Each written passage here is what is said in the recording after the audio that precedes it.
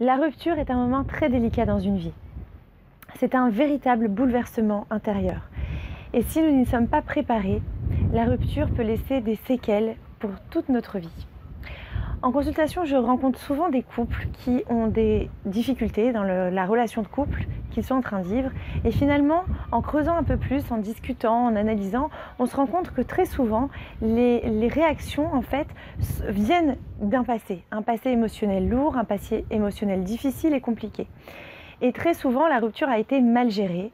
Et de ce fait, dans la relation actuelle, on va en subir les conséquences. On va avoir besoin de plus se protéger, on va être beaucoup plus sous tension, on va avoir beaucoup plus peur de l'autre. Pourquoi en réalité? Parce qu'on a peur de souffrir.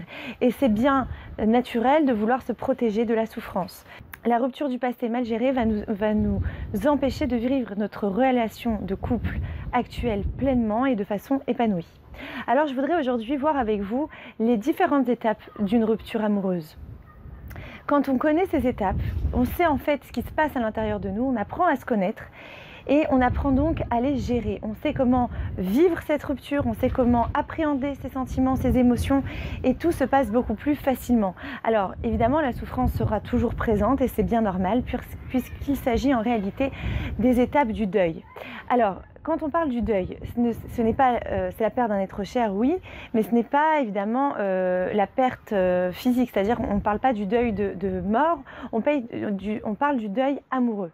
Et il y a une différence évidemment, c'est que en fait l'être que nous aimons a parfois décidé de nous rejeter. Alors je dis parfois parce qu'il y a deux sortes de ruptures. Il y a celle où je décide de rompre, et là on va plutôt faire face à parfois un sentiment de culpabilité face à l'autre personne qu'on laisse en souffrance.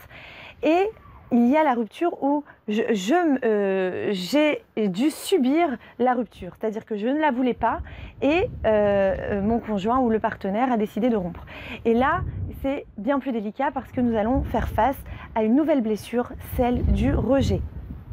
Et la blessure du rejet touche directement à l'estime de soi, à la confiance en soi, et donc il va falloir la reconstruire. Donc nous allons en parler dans les différentes étapes. Alors, je voudrais quand même ouvrir une petite parenthèse.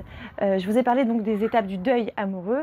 Je voudrais ouvrir une parenthèse sur le fait qu'il y a le deuil amoureux, il y a le deuil de la perte d'un être cher. Mais en fait, il y a le deuil de toutes sortes d'éléments, de situations. Par exemple, du deuil de nos attentes, du deuil d'une relation, du deuil d'un travail, d'une situation qui était confortable à nos yeux ou que l'on aimait et que l'on doit quitter. On ne parle pas forcément de deuil lorsque l'on parle de la perte d'un être cher, en fait. C'est ça qui est important de comprendre. Dans chaque étape de notre vie et dans chaque domaine, on peut rencontrer les étapes du deuil finalement. Voilà, c'était cela que je voulais souligner avec vous. Maintenant, les étapes du deuil. Alors, en fait, il y en a plus ou moins 5. Ce ne sont pas des étapes linéaires, c'est-à-dire qu'on passe d'une étape à l'autre ou on saute d'un moment de notre vie à l'autre. Pas du tout. C'est plutôt cyclique, c'est-à-dire qu'à un moment donné, on va avoir l'impression d'aller mieux. Effectivement, on va aller mieux, on va vivre mieux, et puis hop, on refait 3 pas en arrière et on retombe à l'étape d'en dessous. Oui, parce que parfois on a du mal à intégrer et qu'un événement surgit et peut nous retoucher à la blessure qui n'avait pas encore cicatrisé. Et c'est bien normal. Donc gardez en tête que les étapes que je vais vous donner là peuvent avoir été des étapes que vous avez traversées et parfois vous vous sentez revenir dans l'une ou dans l'autre. C'est normal, jusqu'à qu'on arrive en fait à la dernière étape, eh bien on n'est jamais vraiment guéri en fait. Ce sont des étapes de guérison et ça ne se fait pas tout à fait d'un coup. Ça prend du temps et c'est normal et vous devez le savoir pour mieux en sortir. Alors, la première étape du deuil est le choc, la dévastation. C'est-à-dire que je n'y attends pas, ou même si je m'y attendais, je suis devant le fait accompli et je ne le voulais pas. Et je sens que vraiment, je suis dévastée, j'ai tout perdu, je ne vois plus rien et je suis complètement perturbée. C'est une des étapes les plus difficiles, les plus complexes. Je ne sais plus comment remonter la pente. Il y a mes émotions, c'est comme un volcan, tout est en train d'exploser, tout est en train de sortir et je ne sais plus quoi faire de ces émotions en fait.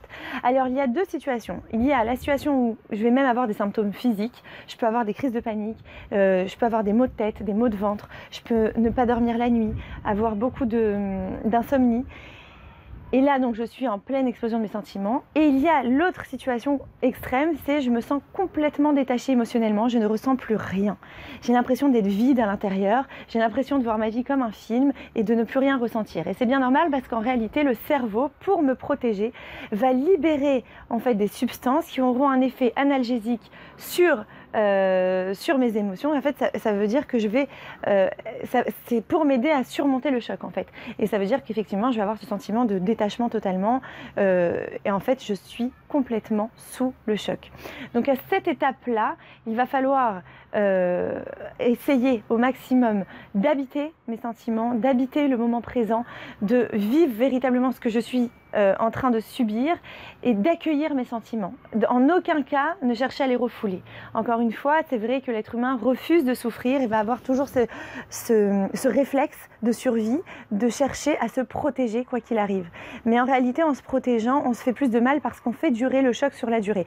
Donc il est important à ce moment-là d'habiter le moment présent et d'accepter l'émotion que je suis en train de vivre.